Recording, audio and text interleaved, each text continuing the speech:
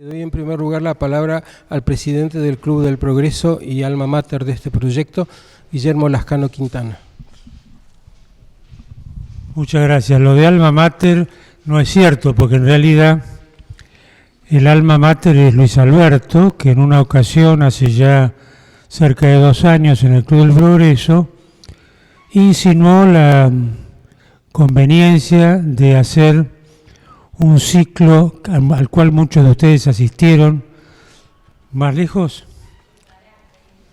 Bueno, sobre episodios históricos importantes de la Argentina, que fue el que hicimos el año pasado en el club. Surgió la posibilidad de hacerlo como consecuencia del entusiasmo que tuvo Luis Alberto por cierta historia del club, que se ha caracterizado por ser un lugar de diálogo permanente, respetando a todas las posiciones y tratando de que el diálogo sea amistoso y constructivo.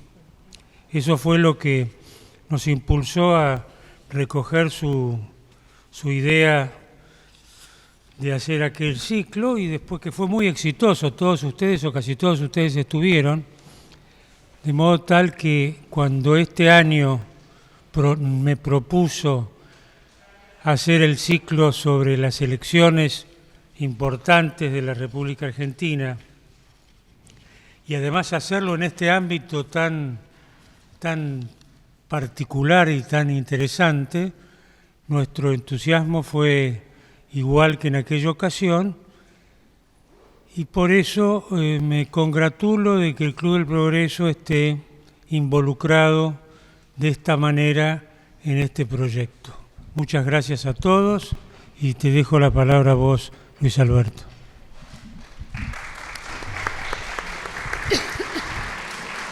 Bueno, gracias por venir. Les doy la bienvenida a los que vienen por primera vez y muy especialmente a los que nos siguen desde el año pasado. Es toda una responsabilidad tener una especie así de público que nos acompaña, nos obliga a pensar cosas nuevas. Este año elegimos, el año pasado ustedes recuerdan que el eje fueron temas controvertidos de la historia argentina, temas discutidos, con una idea de mostrar que se podía confrontar puntos de vista sin necesidad de aborrecerse, sino al contrario de conversar sobre ellos y entender las distintas posiciones.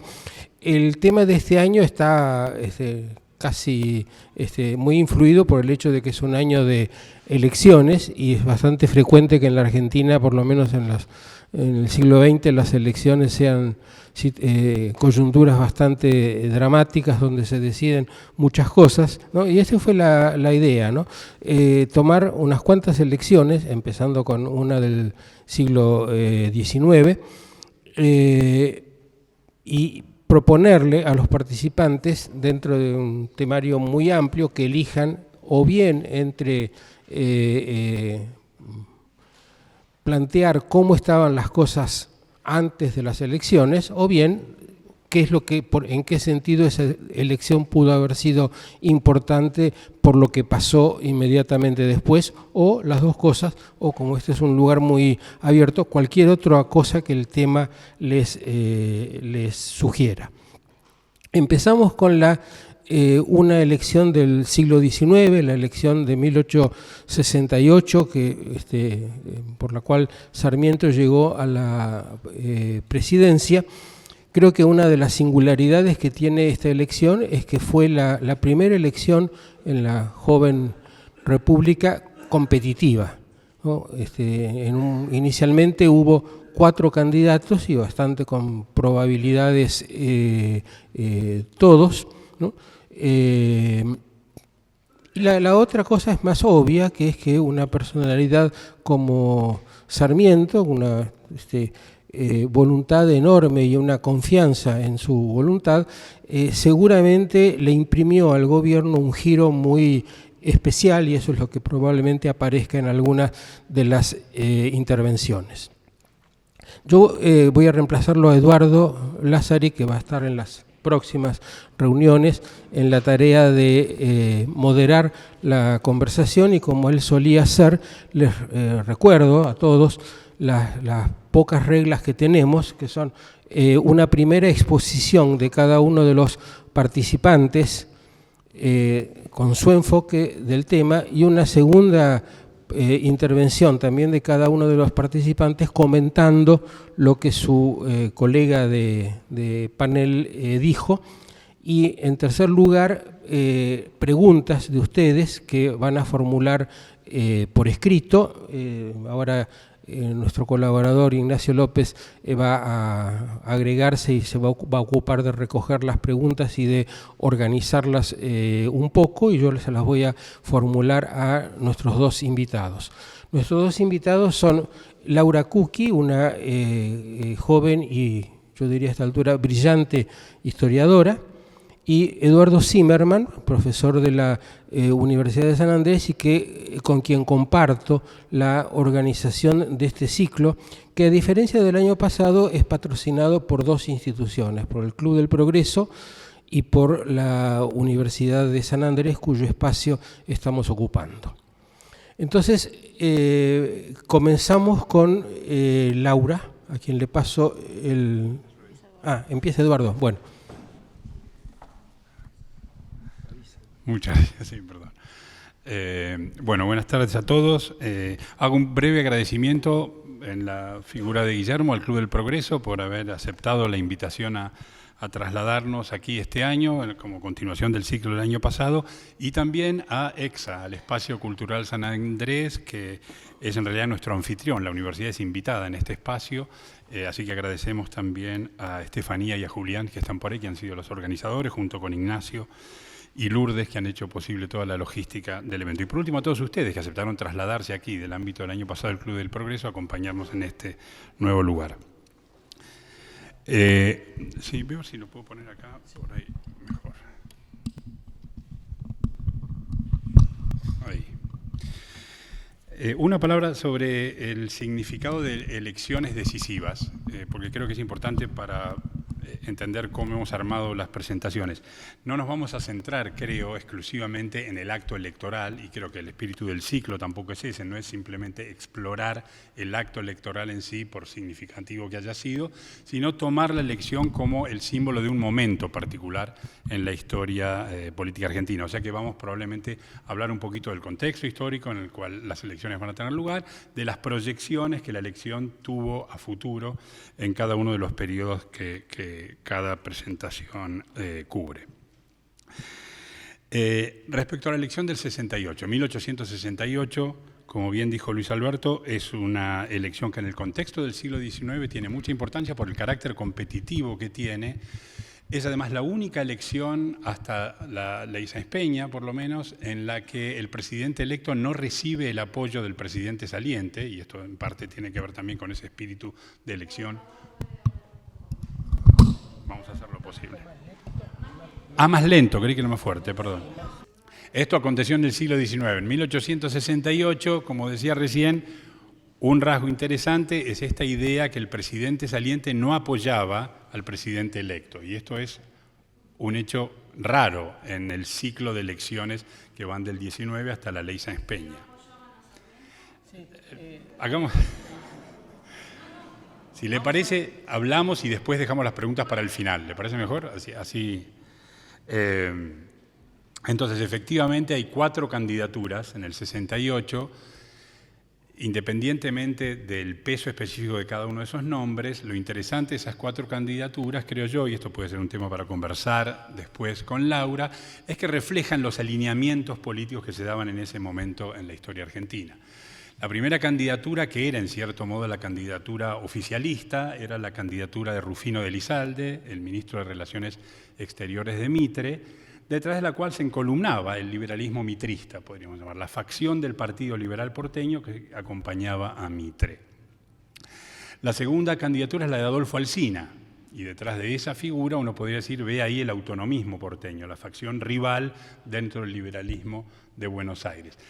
La tercera candidatura es la de Urquiza, que podríamos ver como la encarnación de las fuerzas federales del interior, y la cuarta candidatura va a ser la de Sarmiento, una candidatura que es también en parte salida del liberalismo de Buenos Aires, pero que, como vamos a ver, el peso que lleva detrás suyo es precisamente una señal de un realineamiento de la política argentina en esos años, ya que por primera vez se va a ver una especie de configuración nueva de dirigencias del interior que se mueven ahora de una manera nueva en el ámbito nacional. El apoyo a la candidatura de Sarmiento expresa ese apoyo de dirigencias federales y liberales del interior que van a acompañar esta nueva candidatura. Entonces, las cuatro candidaturas representaban, en cierto modo, los alineamientos políticos.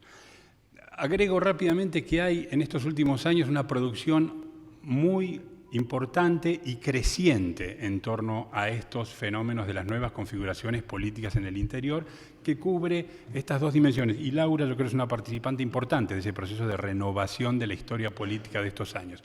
Por un lado, el rastreamiento, la búsqueda de comprender mejor la manera en la que las dirigencias provinciales terminaron articulándose en un sistema político nacional. Tradicionalmente estábamos muy acostumbrados a ver el proceso de construcción del Estado Nacional argentino como un proceso que iba desde Buenos Aires hacia el interior, ¿no? Esta idea de la penetración del liberalismo porteño mitrista, después de Pavón en particular, que iba absorbiendo las situaciones provinciales. Esta nueva historiografía, como digo, empieza a sugerir una revisión de esa idea. Muestra de qué manera hay un movimiento inverso que va, por usar la frase de uno de los actores de ese periodo, de la periferia hacia el centro. Cómo son las situaciones provinciales las que se van articulando de una manera nueva y van a conformar el Estado Nacional. Y en las elecciones del 68, uno podría decir, se ve una primera señal de este proceso. Entonces, una de las hitos significativos de esa elección es precisamente esto, el de ser una primera señal de un realineamiento de dirigencias políticas provinciales del interior en el proceso más grande de conformación del Estado Nacional. Un segundo rasgo, y esto también ha sido señalado por esa historiografía, es que refleja el peso de los faccionalismos locales en cada una de esas provincias. Nuevamente, estamos acostumbrados a alinear políticamente a los actores del siglo XIX en unitarios y federales o federales y liberales, y cuando uno mira de cerca las situaciones provinciales se encuentra que son luchas locales entre facciones que a veces hasta cambian de etiqueta política con bastante flexibilidad y con bastante facilidad, pero que es el peso de esas situaciones locales lo que termina por movilizar y mover a los actores políticos. Las elecciones del 68 reflejan también, o mejor dicho, el proceso por el cual se llega a la candidatura de Sarmiento y al triunfo de esa candidatura en esos años, refleja también el peso de cómo las condiciones locales van impulsando la política del momento. Sería muy largo ir revisando provincia por provincia cómo se dan esos faccionalismos, pero como digo, tenemos la suerte de contar ya con mucha literatura sobre eso, así que a quien le interese puede consultarse una bibliografía bastante grande que revisa provincia por provincia esos alineamientos facciosos.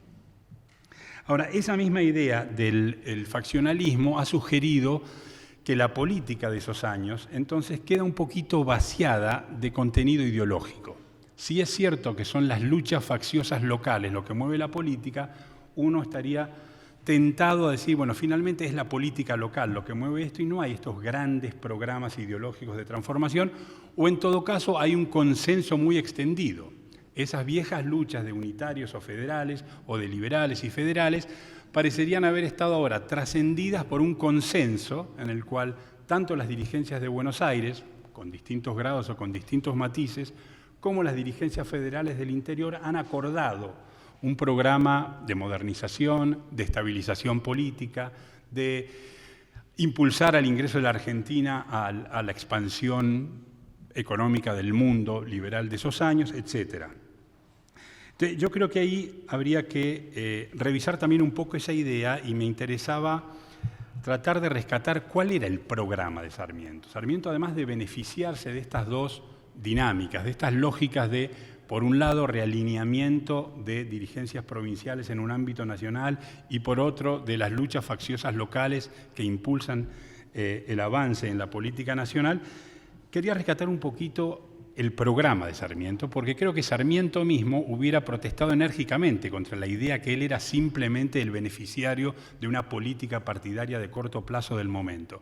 Sarmiento llegaba a la nación con un programa ambicioso y lo aburría la idea que la política quedara reducida simplemente a la política de corto plazo de facciones locales. Una nota de Sarmiento, una carta a su amigo Pose en Tucumán, refleja bien esto. Esta es una carta que Sarmiento le escribe a Pepe Pose el 21 de octubre de 1868, ni bien asumida la presidencia. Y Sarmiento le dice: mucho me temo que la pobreza de ideas de todos los partidos no me deja salir del eterno círculo de los Taboadas, los Urquizas, los federales, de las reyertas pueriles, las revueltas, las intervenciones y todo este material apolillado que constituye la política de este país. Probaremos. Entonces Sarmiento expresa esa insatisfacción con el acostumbramiento que los dirigentes políticos argentinos tienen a que la política consiste en tratar de negociar con los Taboadas, los Urquizas, los federales, los liberales, el establecimiento de estas ligas, de estas facciones para gobernar. La política, sugiere Sarmiento, ni bien asume el poder, no puede ser solamente eso. No es que no haya eso.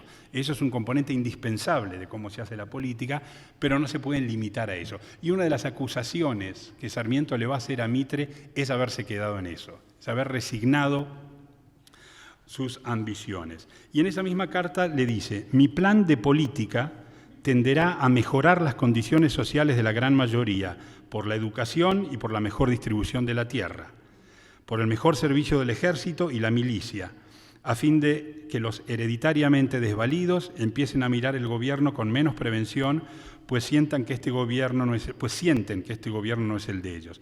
La empresa es difícil, pero digna de acometerla. Entonces, mi primer punto que quería marcar es esta idea de que Sarmiento reconoce la necesidad de actuar políticamente como se ha venido actuando en el intento por conciliar estas distintas facciones, pero pone sus miras en un programa de contenido más ambicioso.